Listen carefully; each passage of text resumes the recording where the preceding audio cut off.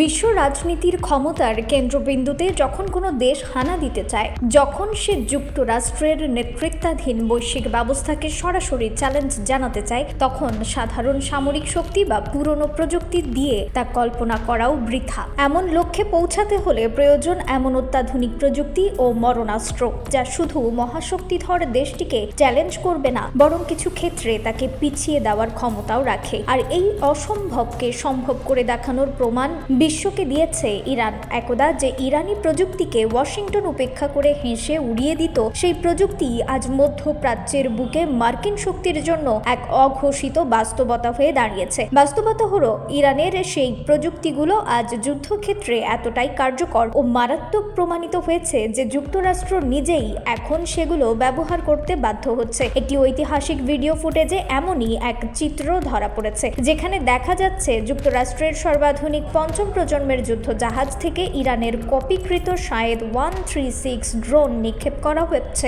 যুক্তরাষ্ট্র নিজেই এই ভিডিও প্রকাশ করে স্বীকার করেছে যে তারা ইরানের ড্রোন প্রযুক্তিকে সফলভাবে কপি করে যুদ্ধক্ষেত্রে মোতায়েন করেছে। এটি মহাশক্তিধর দেশকে যখন তার প্রতিদ্বন্দ্বীর প্রযুক্তি অনুকরণ করতে হয়, তখন বোঝা যায় বিশ্ব শক্তির ভারসাম্য কোন দিকে যাচ্ছে। কিন্তু এই ড্রোন প্রযুক্তি যেন শুধুমাত্র শুরু। আরও ভয়ানক এক তথ্য সম্প্রতি ইসরায়েলের গোয়েন্দা সংস্থার রিপোর্টের বরাত দিয়ে দেশটির শীর্ষ সংবাদ মাধ্যমগুলো প্রকাশ করেছে, যা বিশ্বকে হতবাক করার জন্য যথেষ্ট। রিপোর্টে দাবি করা হচ্ছে, পৃথিবীর প্রথম দেশ হিসেবে ইরান চতুর্থ প্রজন্মের পরমাণু বোমা তৈরির প্রযুক্তি আয়ত্ত করেছে। এই অস্ত্র যুদ্ধক্ষেত্রের সার্বিক পরিস্থিতিকে এমনভাবে পাল্টে দিতে পারে যা ইতিহাসের পাতায় নতুন অধ্যায় রচনা করবে। এমন এক প্রযুক্তিকে আইনগতভাবে বা সামরিক কৌশলগতভাবে আটকানো অত্যন্ত কঠিন এক চ্যালেঞ্জ। গোপনে পৃথিবীর অনেক দেশই এই প্রযুক্তির পেছনে ছুটেছে, কিন্তু সফলতা ধরা দেয়নি। ইরান সেই অসম্ভবকে সম্ভব করেছে বলেই দাবি করছে ইসরায়েলের গোয়েন্দা বিশ্লেষকরা। আমরা সাধারণত পারমাণবিক বোমা বলতে একটাই কিছু বুঝি, কিন্তু এর বিবর্তনের 4টি স্বতন্ত্র প্রজন্ম রয়েছে। প্রথম প্রজন্মের বোমা ছিল ফিশন ভিত্তিক, যেটি জাপানের হিরোশিমা ও নাগাসাকিতে নিক্ষেপ করা হয়েছিল। এই প্রযুক্তিকে ইউরেনিয়াম 235 বা প্লুটোনিয়াম 239 এর মধ্যে আঘাত করে পরমাণু বিভাজন ঘটানো হয়। এর ফলে অত্যাধুনিক নিউট্রন ও তাপ নির্গত হয়, যা বিশাল বিস্ফোরণ ঘটায়। এই বোমার সবচেয়ে ভয়াবহ দিক হলো এর মারাত্মক তেজস্ক্রিয়তা, যা বছরের পর বছর ধরে পরিবেশ ও মানব দেহে মারাত্মক ক্ষতি সাধন করে। দ্বিতীয় প্রজন্মের বোমা হলো হাইড্রোজেন বোমা, যা ফিশন ও ফিউশন উভয় প্রক্রিয়ার মাধ্যমে কাজ করে। এতে প্রথমে একটি ফিশন বিস্ফোরণের মাধ্যমে অত্যন্ত উচ্চ তাপ ও চাপ তৈরি করা হয়, যা হাইড্রোজেন আইসোটোপ ডিউটেরিয়াম ও ট্রিটিয়ামকে ফিউজ করে হিলিয়ামে পরিণত করে আরও বিপুল শক্তি উৎপাদন করে। এর ধ্বংসলীলা প্রথম প্রজন্মের বোমার তুলনায় প্রায় 100 গুণ বেশি। তৃতীয় প্রজন্মের পরমাণু বোমা, যা নিউট্রন বোমা নামেও পরিচিত, একে সাধারণত কৌশলগত পারমাণবিক অস্ত্র হিসেবে বিবেচনা করা হয়। এর ফিশন প্রক্রিয়াকে এমনভাবে ডিজাইন করা হয়েছে যাতে বিস্ফোরণে অতিরিক্ত নিউট্রন নির্গত হয়। এর ফলে পূর্ববর্তী প্রজন্মের বোমার মতো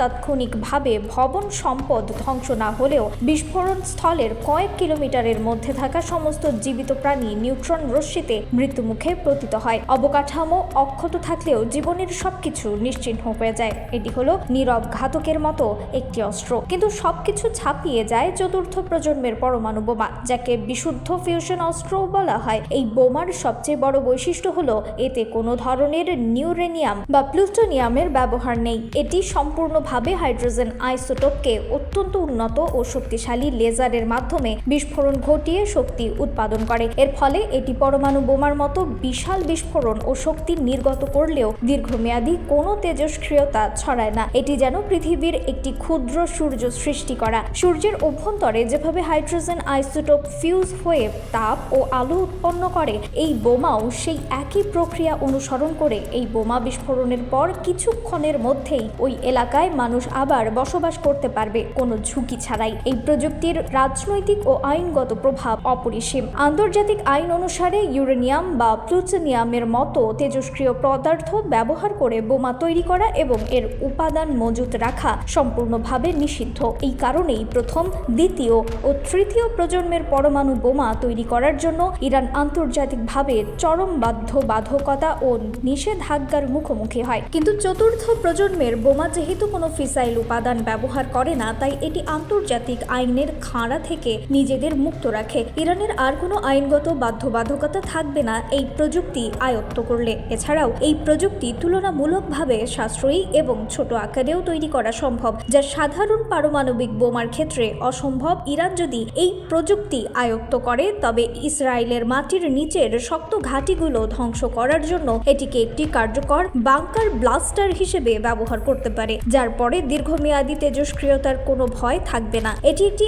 আইন সিদ্ধ নতুন আতঙ্ক যা বোমার পরিভাষাকে নতুন করে লিখতে চলেছে। অবশ্যই এই তথ্য এখনও চূড়ান্তভাবে প্রমাণিত নয় যে ইরান সম্পূর্ণ চতুর্থ প্রজন্মের পরমাণু বোমা তৈরি করে ফেলেছে। ইসরায়েলের গোয়েন্দা সংস্থা যে দাবি করছে তার পেছনে নিশ্চয়ই শক্তিশালী তথ্য প্রমাণ রয়েছে। তবে এই বোমাকে যুদ্ধক্ষেত্রে প্রয়োগের জন্য প্রস্তুত করতে আরও কমপক্ষে 1 থেকে 2 বছর সময় লাগতে পারে। কিন্তু সবচেয়ে বড় কথা হলো এই অত্যাধুনিক প্রযুক্তি আয়ত্ত করার প্রাথমিক যে সব চ্যালেঞ্জ রয়েছে ইরান সেগুলো সফলভাবে মোকাবেলা করেছে। এটাই একটি নতুন স্তরের সামরিক ক্ষমতার পরিচয়, কারণ এই প্রযুক্তি আয়ত্ত করার দৌড়ে পশ্চিমা বিশ্ব অনেকটাই পিছিয়ে। চীন এক্ষেত্রে অনেক এগিয়ে বলে মনে করা হচ্ছে। কিছুদিন আগেই চীন ঘোষণা করেছে তারা পরীক্ষাগারে একটি কৃত্রিম সূর্য তৈরি করেছে, যা আসলে চতুর্থ প্রজন্মের পরমাণু প্রযুক্তিরই একটি অংশ।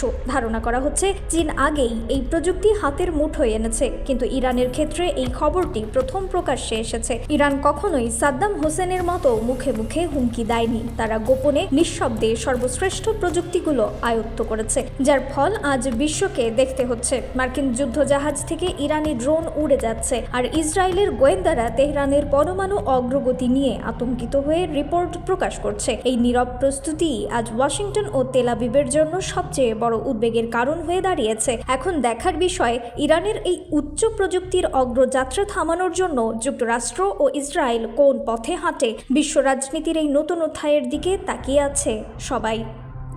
রিফাত আরা ইসলাম, ভোরের আকাশ।